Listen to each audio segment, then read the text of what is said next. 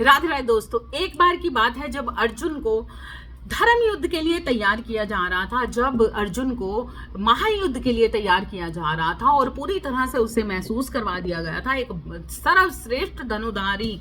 वो बन चुका था और उसे भी ये चीज का आंकलन हो चुका था। अगर आपको ऐसा लग रहा है कि आप एक ऐसे धनुधारी हैं, मतलब एक ऐसे योद्धा हैं, एक ऐसे भक्त हैं जो ईश्वर को पूरी तरह से सरेंडर कर चुके हो, जो ईश्वर के बहुत प्यारे हो, ईश्वर आपसे बहुत प्यार करता है और आपको फिर भी कहीं ना कहीं बेबसी महसूस हो रही है, फिर भी आपकी कहीं ना कहीं हेल्थ इश्यूज बन रहे हैं, फिर भी कहीं ना कहीं आपकी रातों की नींद उड़ रही है, फिर भी कहीं ना कहीं आपकी जो सिचुएशन, जो जस्टिस आप चाहते तो वो आपको नहीं मिल रहा है, फिर भी आपकी साइकिल तो चेंज हो गई लेकिन सिचुएशन चेंज नहीं है और फिर भी कहीं ना कहीं एक क्रिटिकल सिचुएशन का सामना आज भी आप कर रहे हो या कहीं ना कहीं कुछ डर ऐसा बना हुआ है। तो जब अर्जुन को लगा कि वो एक सर्वश्रेष्ठ धनुधारी है और तब उसने क्या किया, उसने श्री राम जी की भी अवहेलना कर दी, श्री राम जी का भी मजाक बना दिया कि अगर श्री राम जी इतने ही बड़े धनुधारी थे तो उन्होंने सेतु का निर्माण जब किया तो तब वो सेतु बाणों का भी तो बना सकते थे। उन्होंने वानरों को पत्थरों के लिए क्यों उनका इस्तेमाल किया, क्यों पत्थरों से वो सेतु बनाया। तो यहां पर उसके अंदर अहंकार आ चुका था। इतना बड़ा भक्त, इतना बड़ा योद्धा श्री राम जी को, मतलब श्री राम जी को आंकलन कर रहा है, मतलब ईश्वर पर डाउट करना था उसे, क्योंकि उसके अंदर ज्ञान की मात्रा ज्यादा बढ़ चुकी थी, क्योंकि उसके अंदर उसे लोगों ने जता दिया था कि तुम बहुत बड़े धनुधर हो। ईश्वर उसे कह चुके थे, श्री कृष्ण जी उसे बोल चुके थे कि तुम बहुत बड़े धनुधारी हो। इसी कारण से कहीं ना कहीं एक अहंकार की मात्रा उसके अंदर जन्म लेने लगी, जिस कारण से उसने ईश्वर की भी अवहेलना कर दी। उसे ऐसा लगा कि जैसे ईश्वर की योजनाएं बेकार हैं और मैं पता नहीं कितना बड़ा धनुधारी हो गया हूं, सबसे श्री राम जी से भी बड़ा धनुधारी। तो यहाँ पर ईश्वर ने अपनी योजना का आंकलन किया और अपने तरीके से अब नेक्स्ट योजना क्या थी, उसी धनुधारी को शर्मिंदा कर दिया गया। जब हनुमान जी ने उसे चैलेंज किया तो चैलेंज में उसे हरा दिया गया, तब उसे समझ आई कि मैं कितना बड़ा मूर्ख था। जिस ईश्वर ने उसे धनुधारी बनाया था, जिस ईश्वर ने उसे उस जगह पर लाया था, क्योंकि ईश्वर तो उसे धर्म युद्ध के लिए तैयार कर रहे थे एक सच्चे इंसान को, क्योंकि एक तरफ धर्म था और एक तरफ अधर्म था जिसकी तैयारी की जा रही थी एक महायुद्ध के लिए। लेकिन अब धर्म कहां पर, जहां पर धर्म की लड़ाई हो रही थी वो धार्मिक लोग ही कहीं ना कहीं सरेंडर पूरी तरह से नहीं कर पा रहे थे, कहीं ना कहीं अंदर अहंकार की मात्रा बढ़ रही थी, कहीं ना कहीं कुछ मैं बड़ा भक्त, मैं ये भगवान मुझे ही प्यार करते हैं, भगवान मेरे लिए ही अवेलेबल है, ये है वो है, बहुत कुछ हो सकता है कि कहीं ना कहीं आपके अंदर भी ये चीज बनती हो, जिस कारण से इस वक्त पर ईश्वर के प्यारे तो आप हो, ईश्वर के दुलारे तो आप हो, लेकिन कहीं ना कहीं आपको अगर दर्द हो रहा है, कहीं ना कहीं महसूस हो रहा है कि चीजें खराब हैं, तो समझ जाइए आपको धर्म की लड़ाई के लिए तैयार किया गया है। अगर आपके अंदर ही कुछ ऐसा बाकी रहेगा कि आप सरेंडर करने के बजाय लोगों के बीच में अपने आप को सर्वश्रेष्ठ मानने लग जाएंगे, मैं बहुत बड़ा भक्त, ये वो वगैरह, मतलब हर जगह पर मैं की बकरी को अपने साथ लेकर चलेंगे, तो ईश्वर ये कैसे रहने देंगे, क्योंकि आप तो धर्म की लड़ाई लड़ रहे हो। तो धर्म की लड़ाई में अगर आप आज भी आत्मा को सार को नहीं समझे, धर्म की लड़ाई में आज भी आपके साथ कुछ ऐसी सिचुएशन बनी हुई है जहां पर आप लोगों में दुश्मनों को ढूंढते हो, लोगों में जेलसी भाव रखते हो, लोगों में मतलब हमेशा कमियां देखते हो, तो तब आप समझ जाइए कि बहुत अच्छी ऊर्जा को जहां पर आपको लगाना चाहिए वहां पर अभी आप नहीं लगा रहे। इसीलिए आपको शत्रुओं से हार का सामना करना पड़ रहा है, शत्रुओं से आपको हराया जा रहा है, ताकि आप अपनी जिस दिन, क्योंकि यहाँ पर आपके अंदर का हर तरीके का दोष मिटाया जा रहा है, आपके अंदर हर तरीके का जो घमंड या कोई ऐसी सिचुएशन कुछ भी वाकई है जहां पर आपको लगता है कि मेरे साथ तो ये हो ही नहीं सकता, क्योंकि मैं तो बहुत सच्चा इंसान हूं, मैं तो बहुत सच्चा इंसान हूं और इसी वजह से मेरे साथ अब तो भगवान है, अब भगवान मेरे साथ कुछ भी गलत होने नहीं देंगे। तो भगवान यहाँ पर कहते हैं कि बेटा कर्म की लड़ाई लड़,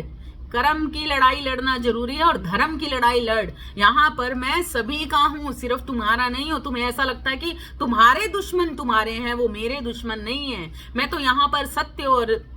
झूठ की लड़ाई इसलिए लड़ रहा हूं ताकि वो झूठ जो कलयुग का निर्माण करता है उसे मिटाया जा सके, धीरे धीरे उस झूठ को भी सच में मिलाया जा सके। ना कि मैं तुम्हारी आत्मा संतुष्टि के लिए ये सब कर रहा हूं, ना कि मैं तुम्हारी आत्मा की मतलब तुम्हारे अहंकार की संतुष्टि कि देखा तुम गलत थे, तुम झूठे थे, तुम दुश्मन थे, तुम्हारे अंदर गंदगी थी और मैं सच्चा था। मतलब तुम्हारे अहंकार को ऊपरी तौर पर, तुम्हारे अहंकार को पूरी तरह से संतुष्ट करने के लिए ईश्वर ये लड़ाई नहीं लड़ रहे हैं, ना ही तुम्हारे साथ हैं, क्योंकि ईश्वर तो देव के भी हैं, दानव के भी हैं। अगर आज भी आपके अंदर ये चीजें मौजूद हैं और आप इसलिए किसी को गिराना चाहते हैं, इसलिए किसी के लिए अनजस्टिस चाहते हैं कि आपको उसे हराना है, उसे ये दिखाना है कि देखो तुम कितने गलत थे, तुम ही गलत थे, दुनिया के बीच में तुम ही गलत थे, तो वो सारी चीजें आपके साथ ही हो रही है क्योंकि आपको वहां पर लाया जा रहा है जहां पर आपके अहंकार की कोई एक भी बाधा आपको उस जगह पर जाने से ना रोक सके, जहां पर, क्योंकि आप उस ऊर्जा में हो, उस सच्ची लड़ाई में हो। लेकिन आपके अंदर भी अगर दानव वाली भावनाएं होती हैं, आपके अंदर भी वो कुछ ऐसी सिचुएशन आज भी बाकी है, तो ईश्वर आपका अहंकार तोड़ने के लिए उन्हीं लोगों से आपको प्रताड़ित करेगा, उन्हीं लोगों से आपको हराया जाएगा जिन लोगों के सामने आपने किसी तरीके का अहंकार साबित किया। क्योंकि कोई नहीं जानता कि यहाँ पर कर्म को कोई लेने आया है या कर्म को कोई देने आ रहा है। क्या पता पिछले कर्मों में कोई ना कोई आप जिन्हें दुश्मन समझ रहे हो वही आपके कहीं ना कहीं दोस्त हो। क्या पता वो आपकी सोल अवेकनिंग के लिए आपके साथ ऐसी सारी सिचुएशन कर रहे हैं, क्योंकि अब हनुमान जी तो अर्जुन जी के दुश्मन नहीं थे, लेकिन फिर भी कहीं ना कहीं उन्होंने उन्हें चैलेंज किया और उनके अहंकार को तोड़ने की कोशिश की और टूटा भी उनका अहंकार जब उन्हें शर्मिंदगी हुई खुद पर कि मैं कहाँ किस रास्ते पर जा रहा था। तो इसीलिए अगर आपको ऐसा लग रहा है कि इतनी बेबसी बनी हुई है इतनी, तो आंकलन कीजिए, दूसरों का नहीं खुद का आंकलन करना बाकी है। खुद का आंकलन करना बाकी है क्योंकि कुछ ना कुछ अगर बाकी रह गया तो आप उस महायुद्ध के लिए जहां पर आप सर्वश्रेष्ठ साबित होने के लिए पैदा किए गए हैं, जहां पर आपको सर्वश्रेष्ठ श्रेणी में आना है उस धर्म की, जिस धर्म को ईश्वर स्थापित करना चाहते हैं, जिस धर्म के माध्यम से कलयुग पर सतयुग का राज स्थापित करना चाहते हैं, तो उसी कलयुग में अगर आप भी मिल जाते हैं, उसी कलयुग में आप भी उसी तरह की भावनाएं रखते हैं, तो क्या फायदा धर्म और अधर्म का। अगर आप सतयुग के इंसान हैं तो सतयुग का निर्माण कीजिए। लोगों के अंदर कितनी भी गंदी भावनाएं हों, लेकिन आप उनकी हार का मजा नहीं ले सकते। अगर आप उनकी हार का मजा लेने के लिए या उन्हें शर्मिंदा करने के लिए या फिर अपने दुश्मनों को ये दिखाने के लिए कि देखा मैं सच्चा था तुम गलत थे, अगर इस सिचुएशन में आप कहीं ना कहीं हो तो ठहर जाइए, क्योंकि आप पॉजिटिव ऊर्जा हो, एक अच्छी ऊर्जा हो। ये काम ईश्वर का है, आपका नहीं है। जब जब आपके अंदर ऐसी ऊर्जा बनेगी तब तब ईश्वर आपको ही हराएंगे, क्योंकि सच्ची में हार जाने वाला ही असली जीत को हासिल करता है। अर्जुन ने, पांडवों ने पता नहीं कितनी बार हार का मुंह देखा, सिर्फ एक महायुद्ध में सच्ची लड़ाई में जाने के लिए और वहां की जीत पाने के लिए। तो अगर आप भी कहीं ना कहीं दुखी हैं, कहीं ना कहीं पूरी तरह से सरेंडर कर चुके हैं, तो आंकलन कीजिए कि क्या कुछ बाकी है। किसी का दिया हुआ ज्ञान ग्रेटिट्यूड पे कीजिए, किसी से मिला हुआ कुछ भी लेसन ग्रेटिट्यूड पे कीजिए, जिससे भी कुछ मिल रहा है, कुछ भी सीखने को मिल रहा है, उसे महसूस करवाइए कि हाँ मैं तुमसे सीख रहा हूँ, सीख रही हूँ।